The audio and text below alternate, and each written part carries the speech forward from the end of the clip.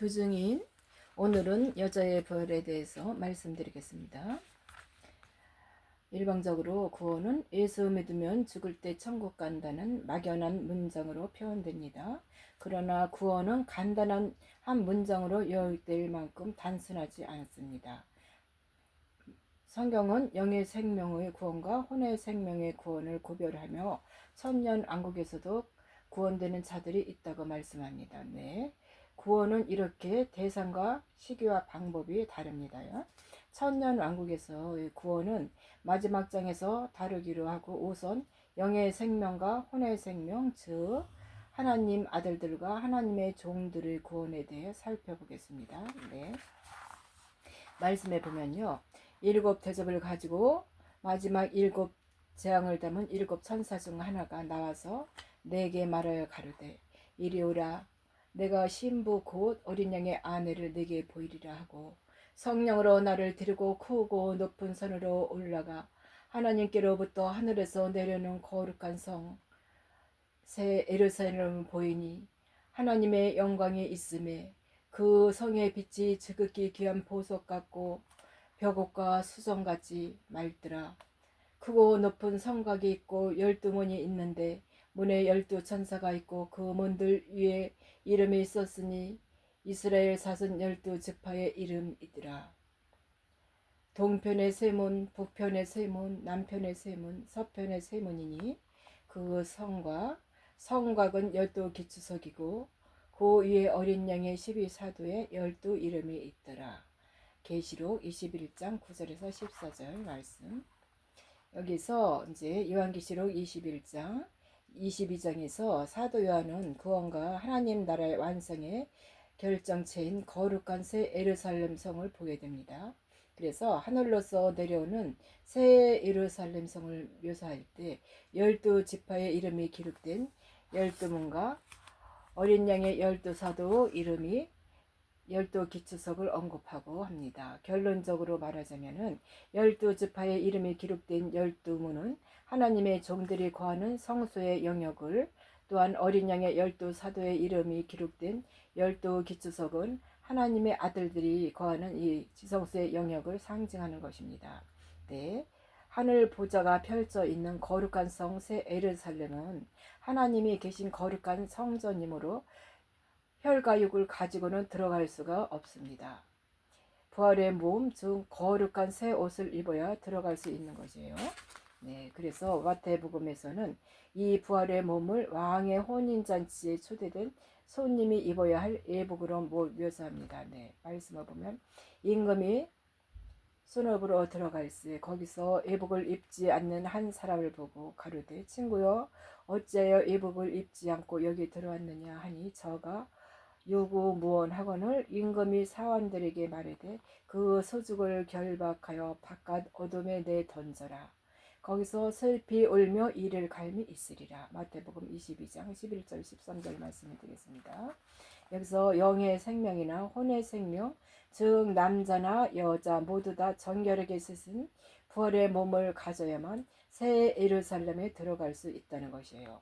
그러나 이들이 입은 예복도 서로 다릅니다. 남자, 즉 하나님의 아들들은 만왕의 왕을 영접하는 그리스도의 의의 옷을 입고, 여자의 남은 자손 즉 하나님의 종들은 예수의 피로 정결하게 씻어 회개하여 합당한 굵은 베옷 흰 옷을 입고 들어갑니다. 네, 아들들과 종들의 신분이 다르듯 그들이 입는 옷도 다릅니다. 하나님의 종들이 입는 옷에 대해 살펴보겠어요. 말씀해 보면 너는 그것들로 네 형 아론과 그와 함께한 아들들에게 입히고 그들에게 기름을 부어 위임하고 거룩하게 하여 그들로 제사장 직분을 내게 행하게 할지며 또 그들을 위하여 배로 고이를 만들어 허리에서부터 넓적다리까지 이르게 하여 하체를 가리게 하라. 아론과 그 아들들이 회막에 들어갈 때에나 제단에 들어가 가까이 하여 거룩한 곳에서 섬길 때에 그들을 입혀야 할 죄를 지어서 죽지 아니하리니, 또한 그의 후손에 영원히 지킬 교례니라. 출애굽기 28장 41절 43절 말씀이 되겠습니다. 여기서 여절의 부활 생명인 하나님의 종들은 이 땅의 아론의 반차를 따르는 또 제사장의 직분을 받는 자들을 말하는 것입니다. 또 이들은 출애굽기 28장 41절에서 43절에서 증거하고 있는 것과 같이 해마가에 들어갈 때 거룩한 곳에서 여호와 하나님을 섬길 때에 허리부터 넓적다리까지 하체를 가리는 배로 만든 고위를 반드시 입어야 합니다.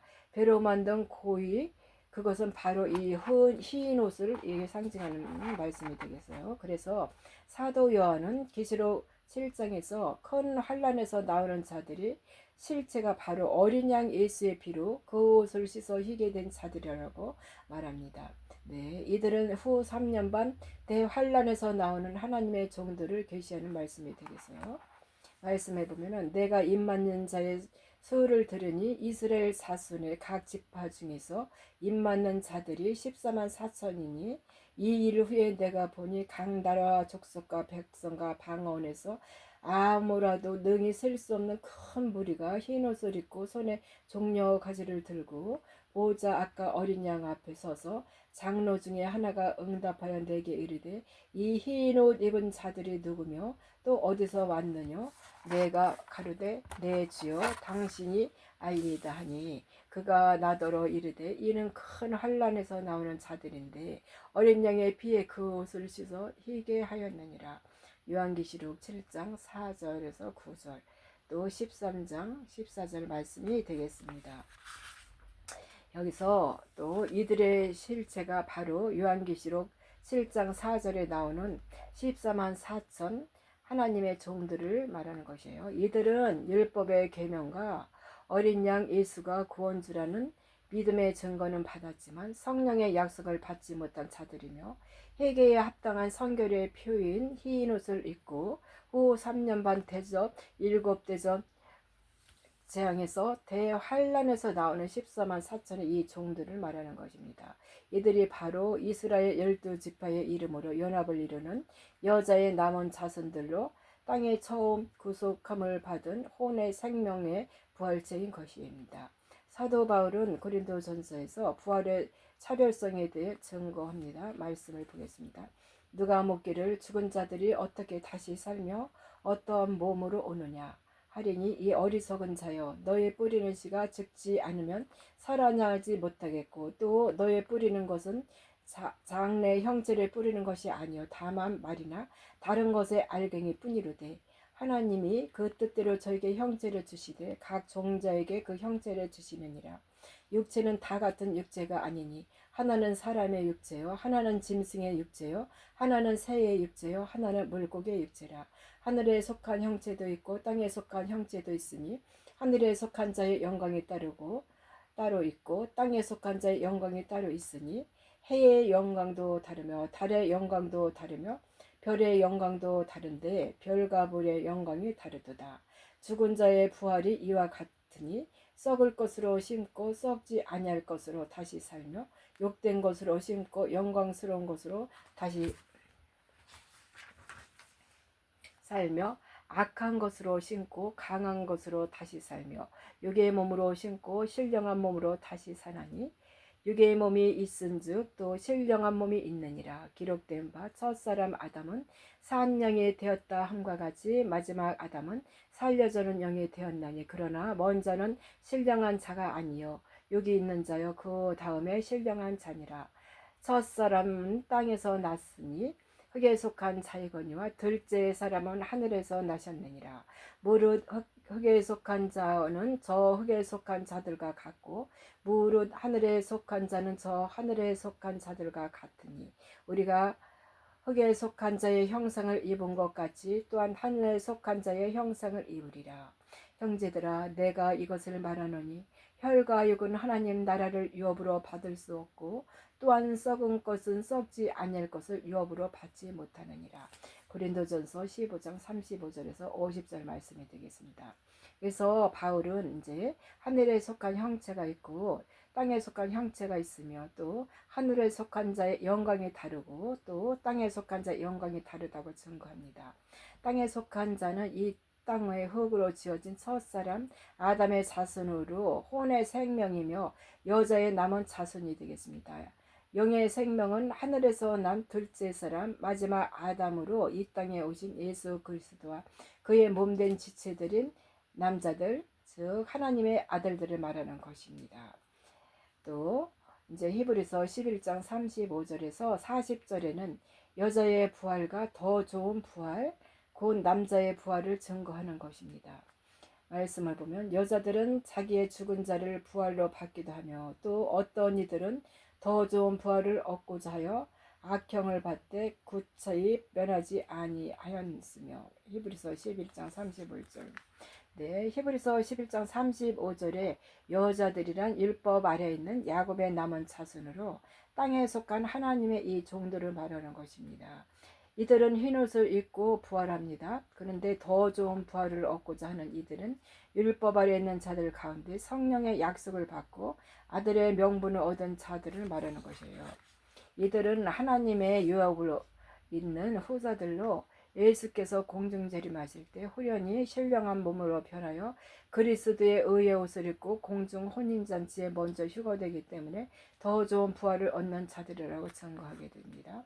네, 말씀을 보면 또 어떤 이들은 희롱과 채찍뿐 아니라 결박과 옥에 갇히는 시험도 받았으며 돌로 치는 것과 톱으로 켜는 것과 같은 시험과 칼에 죽는 것을 당하고 양과 염소의 가죽을 입고 요리하여 궁핍과 환난과 학대를 받았으니 이런 사람은 세상에 감당치 못해도다. 저희가 광야와 산중과 암혈과 토굴에 요리하였느니라. 이 사람들이 다 믿음으로 말미암아 증거를 받았으나 약속을 받지 못하였으니 이는 하나님이 우리를 위하여 더 좋은 것을 예비하셨은즉 우리가 아니면 저희로 온전함을 이루지 못하게 하려 하심이니라. 히브리서 11장 36절에서 40절 말씀. 네, 그래서 이에 히브리서 본문에 등장하는 이 온갖 고난을 받은 자들은 믿음으로 말미암아 증거를 받은 자들이라고 합니다. 이들이 믿는 것은 무엇일까요? 네, 그것은 첫 언약의 말씀인 율법의 계명 곧 율법이 증거하는 바 장차 하나님의 어린 양이 와서 그들을 구원해 줄 것을 받는 것입니다. 구약과 신약 시대를 통틀어 종들은 이 믿음으로 증거 즉 구원의 약속을 받습니다. 마지막 선지자인 세례 요한이 친히 보고 증거한 예수 그리스도의 하나님의 어린 양 되심을 믿음으로 구원의 약속을 받았습니다. 네, 하지만 이들은 하나님의 자녀가 되는 성령의 약속을 받지는 못합니다. 이들은 예수께서 시온산에 지생 재림하실 때 어린 양 예수의 이름과 여호와 하나님 이름으로 입맞은 14만 4천의 반열에 들어가는 하나님의 종으로 나오는 이 자들입니다. 네, 이들은 여자의 남은 자손으로 부활하여 흰 옷을 입고 이 땅에 시온산에 임할 새 예루살렘 성에 들어가게 되는 자들입니다. 네, 감사합니다. 여기까지 말씀드리겠습니다.